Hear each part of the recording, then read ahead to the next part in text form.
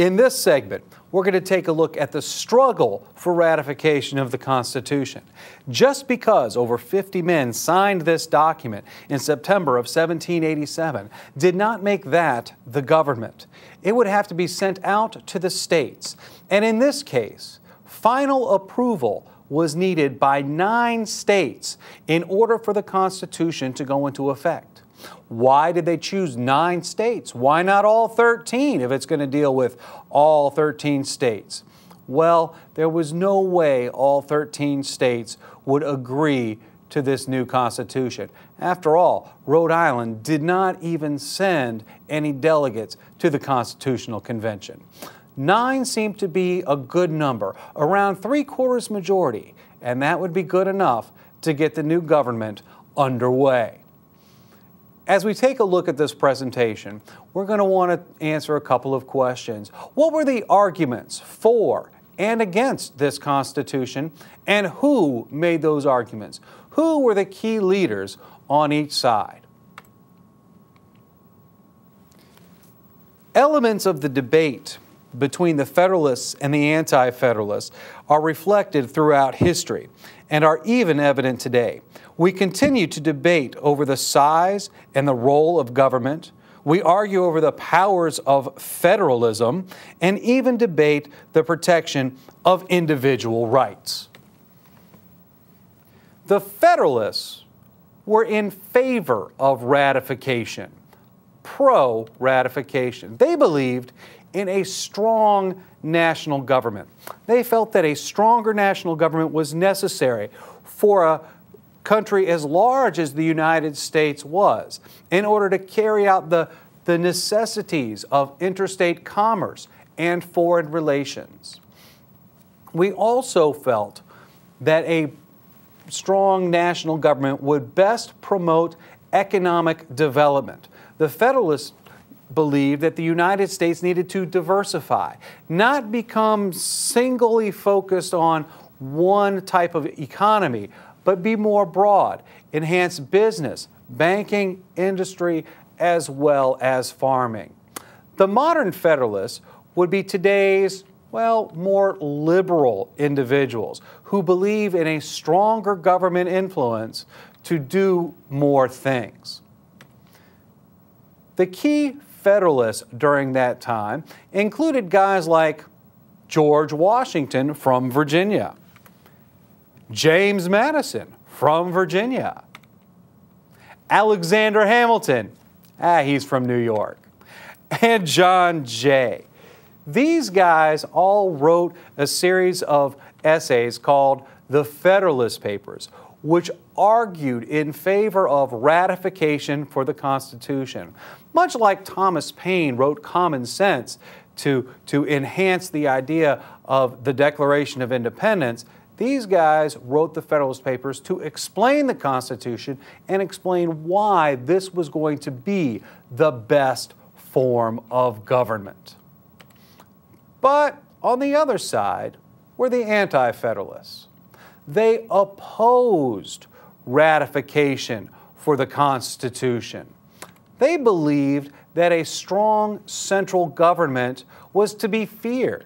We had seen a strong central government before, and no good came from it. If we give the government too much power, even though it might be a good government at first, can turn on us. We saw what England did to us as colonists. We didn't want any part of that. And so we wanted to weaken the idea of a strong national government and give more power to the states. The Anti-Federalists believed that a strong government would be destructive to individual rights, that it would be easier to trample the rights of individuals, of the citizens. They demanded a Bill of Rights be added to the Constitution. Remember, the Bill of Rights were 10 amendments that were added after the Constitution. These guys believed that there was no way we should ever have a government without a list of guaranteed individual rights and liberties that would be protected, to even though this government promised that it would do the right thing. It didn't mean that they would. These guys did not trust the government. They felt there was no way we should have any government without a list of protections. Today's Anti-Federalists would be more likely more conservative individuals who believe in less government involvement, less government policies, and of course, less taxes.